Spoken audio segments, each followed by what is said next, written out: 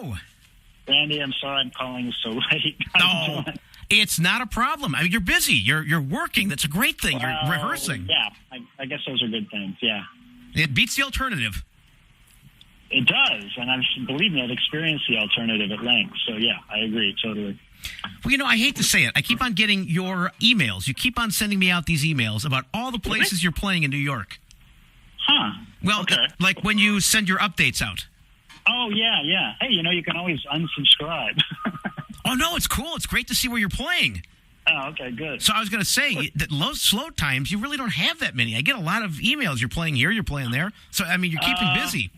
Well, yeah, you don't send out the emails about the slow times, but believe me, most musicians have slow times, lots of them, actually, usually more than they'd like. And, for me, a slow time just means hopefully time to practice my guitar a little bit, although since I've had a little girl, there's less of that. And also just to think about writing music. So slow times are just kind of time at home to think about writing and music. And I usually don't send out flyers about that because I wouldn't think people would be interested. But yeah, there's plenty of slow times all over the place. Not at the moment, but they'll come again. That's the way it is. Well, congratulations on the new record as well. Fantastic record. I appreciate that. Thanks. Yeah, I like it too. And, it was one of those records where the first time you heard it, you kind of wanted to listen to it again and again. It created a little bit of a buzz where you kept on coming back to it. So it was kind of it grew on you slowly. But, I'm at a point now, it's a fantastic record. Oh, I'm glad you feel that way. Yeah, there's a lot of information on it. It's just three guys, but there's a lot of playing going on and a lot of different sounds to take in, and it's a whole bunch of music. So yeah, hopefully it has enough in it so that people will be able to listen to it, more than a few times and still find things in it. But so yeah, that's cool. Well, it seems like every time I put it on, I'm finding new things within the record itself. Yeah, who was it? I think it was my dad that was saying, as he was trying to enjoy it. My parents try hard to enjoy my records, and I think sometimes they have greater success than other times, but I think that's what he said. He said something like, he likes paintings, I think he was talking about, where he doesn't get it all at the first glance. Every time you go to it, you get something more from it, and that's cool. But, really, to be honest, I think anything good is like that. I think of records like, I don't know, Abbey Road or something that I've heard at this point in my life, not recently, but in my life many, many, many times, and it's still a certain part of this track sounds different or that track sounds different. We're the ones that change. The record stays the same, but our perspective changes, so we just hear different things in it, and it's cool. It'd be interesting to try to make a record where that didn't happen, where it just exactly was what it was, and it never ever changed, and it always sounded exactly the same. I'm not sure anybody's done that. It's a nice challenge. Maybe I'll think about that. Well, buy it. Yeah. You seem to have a consistent band that you work with as well, with Keith Carlock and Tim LaFerre. Yeah, that's been going on for a long time. We've all been doing other things too, but when this opportunity came up to actually make a studio record for a label, which hasn't happened for the longest time for various reasons, it's a band that had never actually released anything from the studio. We did one studio recording some years ago in the old Steely Dan studio that used to be on the Upper East Side, and Donald Fagen and Walter Becker just let us go into the studio and basically record the music that we'd been playing at that time. But it was so improvisational at that point that after doing it and kind of hearing it on tape, I just didn't think it fit to have it, to make a studio recording of a live performance unless we'd had an audience in there or something. There was just something odd about the combination of those two things. So, we ended up not releasing it. And all these years later, when I was really kind of thinking about some songs that I wanted to record, and this thing came up with Abstract Logic, the label, and they offered to do it. It was just a nice opportunity to take that band, which has never been in a studio, at least as far as people being able to hear it. All of our stuff's always been, live recordings recorded with, a cassette recorder or like a reasonably good couple of stereo mics, but nothing in the studio. So it was kind of cool to get those guys back together again to do something in the studio, and it ended up being really fun. And you know, we loved the way it sounded, and so now we're doing some gigs around it. It's a nice way to kind of get back together again a little bit. Well, it's a really good sounding record. Kind of raw sounding. You know, there's a little bit of crunch to it, so it's not overly polished. Well, I mean, the music has become more and more. It's always been fairly raw, I'd have to say, in terms of not being.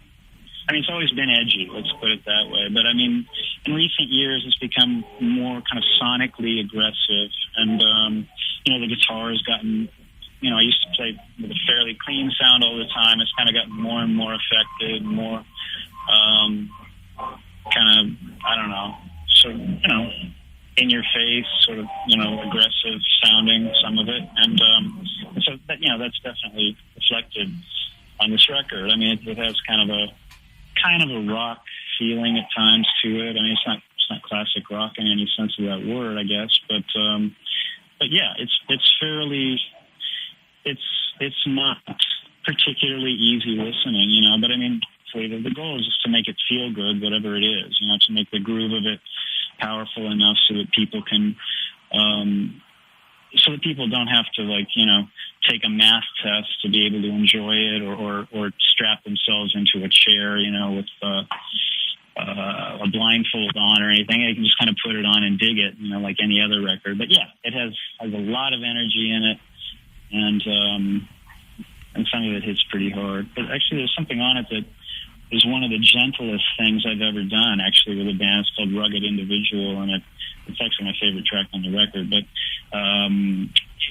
where it's not that. It's kind of purposefully, I wouldn't call it a ballad exactly, but it's kind of purposefully gentle, because it's a lot to ask somebody to listen to an hour of relentless onslaught, you know, and people typically break up that kind of thing with ballads, but we didn't really have any ballads, so we just sort of subbed this for that, and it worked. So, yeah. Well, it's definitely more of a musician's record. I mean, somebody that is not, I guess, an advanced listener of a more complicated rhythm might not like this that much. I mean, that's one take on it, you know, and I wouldn't disagree with you if that's the way you feel. But I mean, just in my experience, like, you know, we play in places where people hear us who aren't musicians at all. You know, like you play a festival in, I don't know, the UK somewhere, and there's all kinds of people coming to it, young and old, and musicians certainly, but also non-musicians, you know, just wanting to come to a jazz festival to see what that's like or something. And I'm really kind of pleased to notice that, you know, for us, like a great gig, I'd have to say our greatest gigs, the following thing happens. We play, you know, and it's a good night for us. That's part of any great gig. About a fifth of the audience leaves immediately. Like, we start playing within 10 minutes, about a fifth, maybe even closer to a fourth. But let's say between a fourth and a fifth of the audience just can't take it. Like, they were expecting to hear something completely different, and instead they get this. So they split, you know, they stream to the exits. And then, again, this is like what a good gig is for us. And then the remaining four-fifths of the audience consists of people who've never heard it before and are interested in what they're hearing, people who have heard it before and who are fanatics about it and like it, you know, from the get-go anyway, and then people who haven't heard it that really, really flip out over it. And so it's this really kind of positive thing that remains. And typically in that group, there are several critics, you know, maybe say two of them, and one of them can't stand it, hates it, and writes venomously about it the next day, and the other one loves it, you know. So it's like, it's this kind of cross.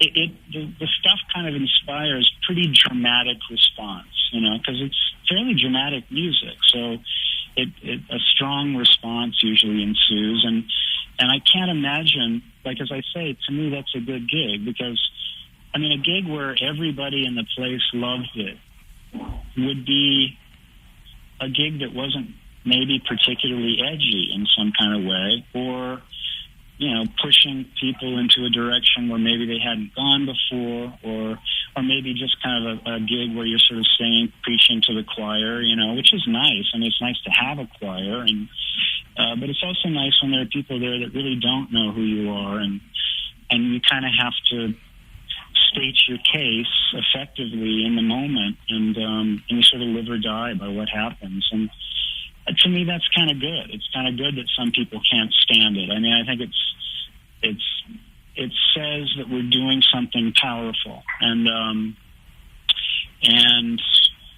if everybody didn't like it, of course I wouldn't do it. I mean, if the majority of people that hear this music didn't like it, I would have absolutely no reason to continue doing it, because equal to my motivation for doing it based on my own desires and needs as a musician and so forth is also this desire that people enjoy what we do, and we do everything we can possibly do without compromising the music to make that happen. Like anything that we can do to make it more likable for people without changing the important part of the message, we will do. And I continue to do that, and I continue to fine-tune it based on what I see in the audience. So I have to say, I mean, if I thought that I'd made a record here with this latest thing, Krantz, the Faith, that only appealed to musicians, I would be disappointed, because it would mean that I wasn't doing enough to include people that didn't have,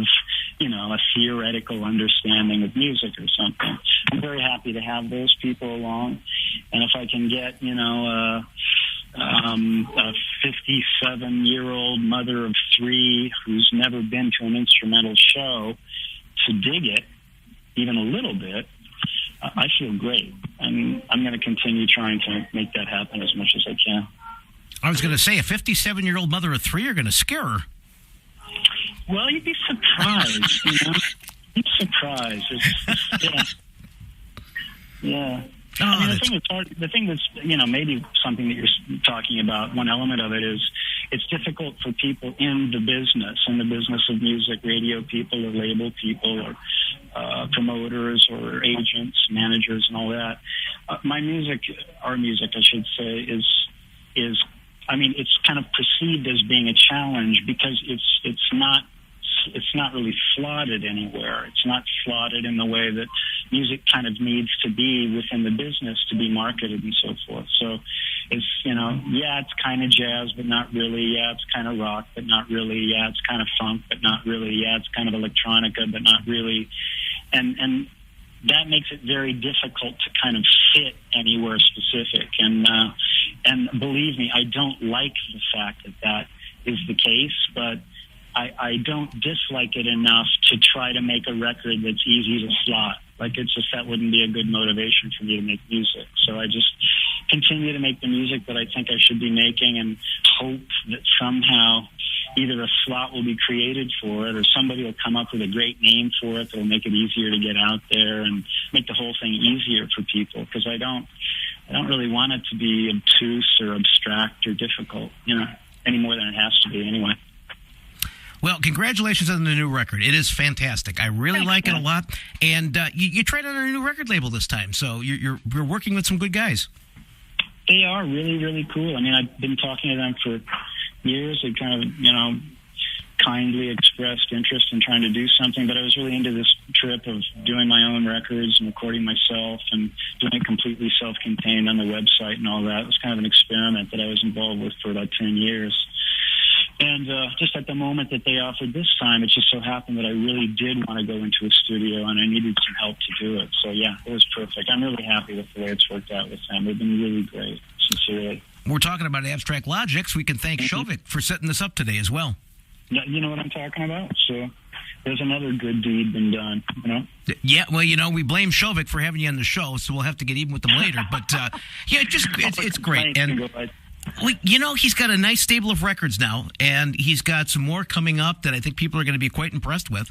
So your record seems to fit right in that basically superstar or all-star type of record that has been coming out on Abstract Logics. I mean, I guess I'd be on one hand, I'd be happy if it did fit somewhere. On the other hand, I kind of hate fitting anywhere. It's that kind of dichotomy that I've been trying to do battle with from basically my whole professional life. Is like I don't think any of us really become musicians or artists or whatever it is that we're becoming to fit in somewhere. We kind of, I think on some basic level, we do it because we feel like we either don't fit in or want to create our own place or something. It's not really a club joining activity. So, but at the same time, to play music is a communal thing. You are in a little club. The band is a club. The audience is part of that club, and that becomes kind of a thing that you've joined, and that's one of the things that's great about it. But I mean, in the case of Shovik and Abstract Logic, I mean, many of the records that he does are pretty straightforward fusion records, and by the same token that my music is not particularly jazz, rock, blues, funk, whatever, electronica specifically. It's also not specifically fusion. I mean, a lot of the things that people would associate with that music aren't really present in the stuff. So in that way, it seems like kind of a departure, although not for the label, but although in kind of a more kind of surfacey way or immediate way. If you hear like electric instruments rocking out or funking out and kind of playing more than playing some jazz language and stuff, then yeah, people tend to think of that. So, basically whatever it is, it's all subjective anyway. Whatever people think it is fine as long as they dig it. Well, the disc kind of covers a lot of ground, too. You have something on there called It's No Fun Not to Like Pop, which starts out very smooth and very, kind of almost like a jingle type of thing. Yeah, very popish. And then from there, it just erupts. Yeah, right. That actually started as this kind of funny, I just had this riff, which is the beginning of that song, and I just thought of that lyric against the riff. It's like a pop riff, and the lyric is, I don't like pop. And so that just seemed kind of funny to me, to have that playing against each other. And then, so I wrote a little bit more, and then the band just ended up improvising, and that's what most of that song is. It's just what the band does improvisationally without any direction whatsoever. And that's one of the exciting things about the group, is that it can do that. It can actually generate listenable music from scratch. And that's kind of what we're good at. That's basically what we've been trying to do for the last 10 years. And I'm happy to have gotten something on record like that, where it just kind of sounds very coherent and makes a lot of sense and goes from point A to point B in a way that you like. But knowing that most of it is improvised, and then it's kind of funny, it's got like a humorous song. It seems to me like there's a lot of humor in the music and the playing itself. So that's just was kind of reflected with that ridiculous title that nobody really knows even what it means. It just sounds kind of funny. But actually, there's kind of a lot of humor on the record. I mean, not joke humor, but just the music sounds kind of humorous at times, and which is different. I mean, there was a time when I didn't like any humor in music, and that's why it took me a long time to appreciate Zappa. I mean, now I'm totally into him. I mean, not so much as a listener per se, but just respecting his stuff and just being amazed by how great it is. But when I was younger, and I was kind of like thinking there's no place in music for humor, I wouldn't allow myself to like it. And so it's funny to see, just it's been part of the evolution that, the music itself can be funny. I mean, without even funny lyrics, it can just be kind of humorous, but still be very, very serious. So, things change, we change, and I'm glad we do. Well, you have some harder-edged things, like what I have queued up next, Wartorn Johnny. You also had a little more improvisational stuff, kind of like Wine is the Thread. Wine is the Thread actually is, I have to say, a lot of that is composed. I mean, there's kind of a guitar, there's an actual guitar solo in the middle of that, which isn't composed. But yeah, there's actually a lot of ensemble playing on that one, a little bit more than on a couple of the other tracks, I guess. I mean, a track like Left It on the Playground, which you said that you played earlier, that's almost totally improvised, and that's, like pretty long. I think it's the longest song on the record, 8 or 9 minutes or something. And there's a little tiny bit of composition at the very beginning and a little tiny bit of composition at the very end, and the rest of it is improvised. So there's some of that on there. And then this track that you said you're going to play, Wartorn Johnny, is completely composed for the first half of the song, and then the second half of the song is completely improvised. So that's a pretty even mix of stuff. And it is a little kind of hard-hitting, I guess, because the idea of the song is Wartorn Johnny. It's just this idea of veteran, coming back after being in a war, and just the difficulties of transitioning back into, our culture and real life and not war, and just the confusion and abstraction of all that. And I mean, as I imagined it, I've never had to deal with that. But so it just seemed like the sort of the Vietnam angle of that was sort of rock and roll, the whole rock and roll war image of the 60s, and when all that music was going on. So that kind of contributed to the, sort of hard-hitting thing at the beginning, although there's a lot of sort of introspection in it too. And then the improvisational part of it got into this really kind of weird soundscape of kind of alienation, it sounds like to me. So, and in the case of that song, there was actually kind of a motivation behind it, even though there are no lyrics to explain that. But, yeah. Now, I was going to say Left It on the Playground was more of like an avant-garde kind of improvisational piece.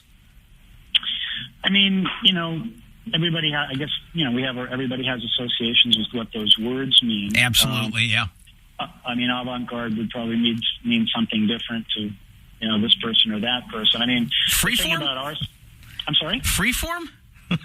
Well, I mean, it doesn't sound like Albert Eiler to me. It grooves heavier than, as good as anything as you can, put in front of me. That thing is ridiculously grooving and organized, and we have our ways of organizing our improvisations. They're not formless at all. Actually, they're kind of forms underneath the improvising. But I think what you're responding to is just the wildness of it. Yep, absolutely.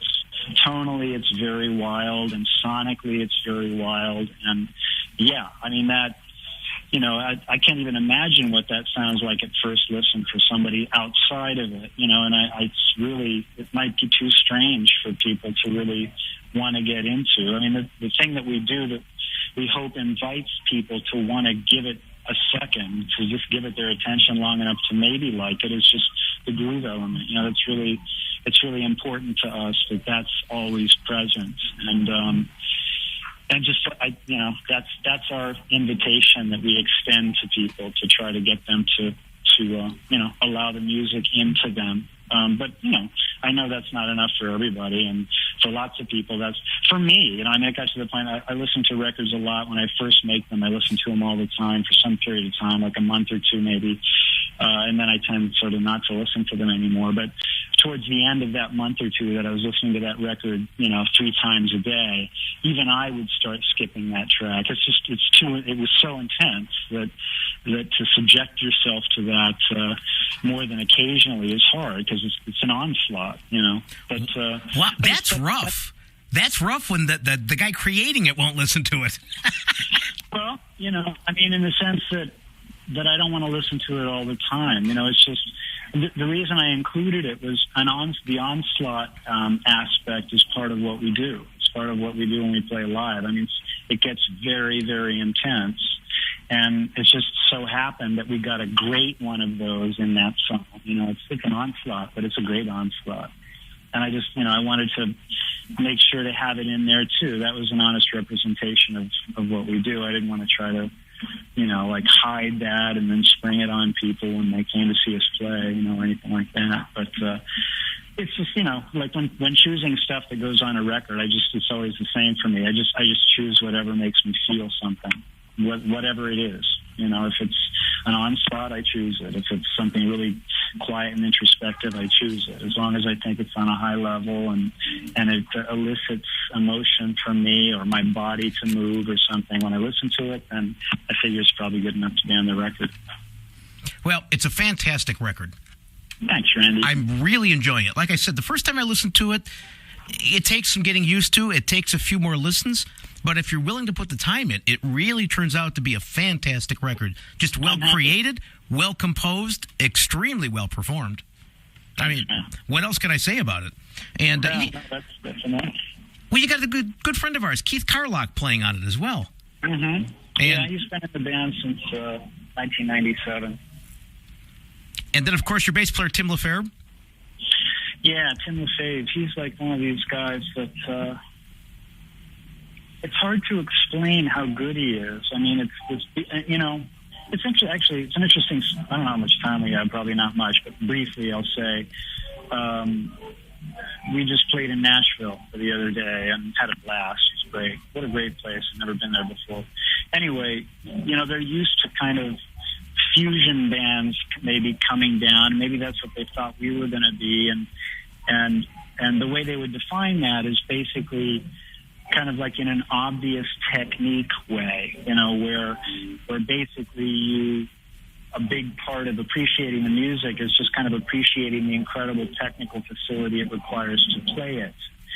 And it just so happens that, as is often the case with what we do, that's really not the focus, where the sort of the technique of the thing is not something that just bludgeons you over the head with its incredibleness, but it's something kind of more internal with the playing, kind of serving the playing a little bit more without being so obvious. And LaFave is kind of like that. I mean, of course he has chops like anybody does. It's been playing hard music for the last 20 years, but it's really not.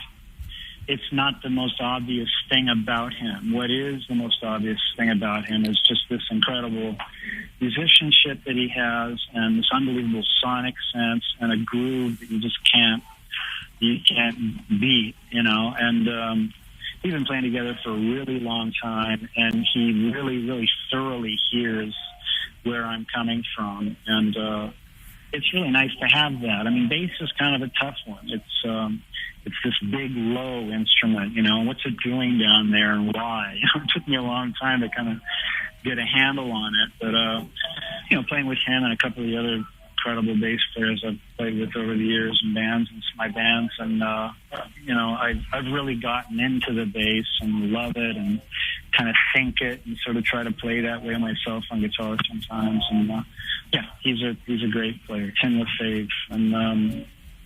And Carlock, everybody knows about him now because he's gotten so much play lately. But, he was great 14 years ago when I met him, just, again, incredible groove, fantastic sound. He's got a beautiful sound on the instrument. And he's really spiritually connected with everything in the greatest way. So whenever we play, I know it's going to be 100% of the real thing. It's a really cool combination of people, and I hope someday we can come to your town and play. I mean, you'd ever have. And, we would love to have you guys come to Cleveland. Well, maybe someday we will. I'd sure like to. Uh-oh, I think we lost him. I'm here. Okay, there you are. Yeah. I hate to say it. You say your music is not classifiable, or you're having trouble getting it classified, yet you managed to max out our website today. Nobody else can listen online. Well, if that has anything to do with me, they're not tuning in to listen to me. Well, no, I have to say that's really cool, and not just cool because it's nice that people like it, but because of how this music has not really been marketed. It hasn't. We have a record out now, and it's on an independent label, and there's some advertising associated with it and so forth. But really, this music hasn't had. It hasn't been crammed down people's throats by any company at any time. So for people to like it means that they heard about it from friends or stumbled across it in a record store somewhere or on my website somehow, or it indicates like sort of a grassroots interface with the music, and it's really cool to me that can still happen. That it doesn't have to be some kind of corporate entity presenting things to people that they're supposed to listen to that are supposed to be good. It's really just the music speaking for itself. And that's something that I was really adamant about for many, many years, and, turned my back on probably a lot of good opportunities to sort of get ahead in the business because I didn't feel it was the right representation of the music somehow, and really just kind of went with the music itself and hoped it would find its way out there somehow by people telling each other about it or something. And I mean, it took a long time, but when I see something like this happening, I think, wow, okay, it was worth it. It was worth it to go that route, because at least today on this radio show, there are some people interested in the thing. And I just, that really moves me. I mean, that's really, really important, I think. Well, we're glad you came on today. We want to congratulate you on a fine record and just a wonderful career thus far. Your website, WayneKrantz.com. Am I close? Yeah, that's it. That's the one. Perfect. Mm-hmm. And do you have any MySpace or YouTube or any of that stuff?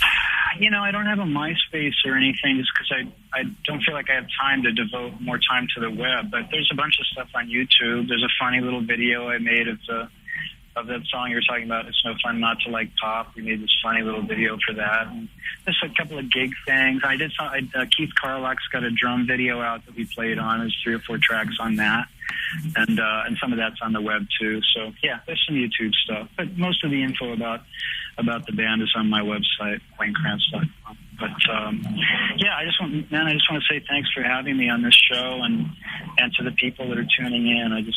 Thanks everybody. Well, we appreciate you coming on, Wayne. You know, next time it's not going to be 10 years. I can't believe it's gone by that fast. I know. What I can't believe is how few records I've made in that time. I think I've made 3 or something. You know, hopefully by the next 10 years, when we get together in 10 years, Randy, I will have made 10 more records. That's my goal. They'll be wheeling me in. Yeah, definitely. Oh, you got to love it. Wayne, I want to thank you so much. Mr. Wayne Krantz, guitar extraordinaire. You're up in New York and you're rehearsing today. We caught you, kind of took you out of rehearsal today, and I apologize about that.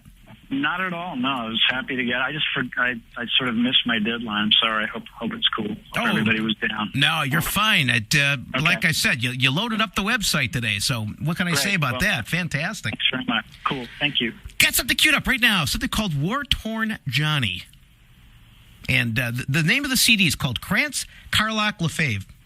And what a great disc! Congratulations once again.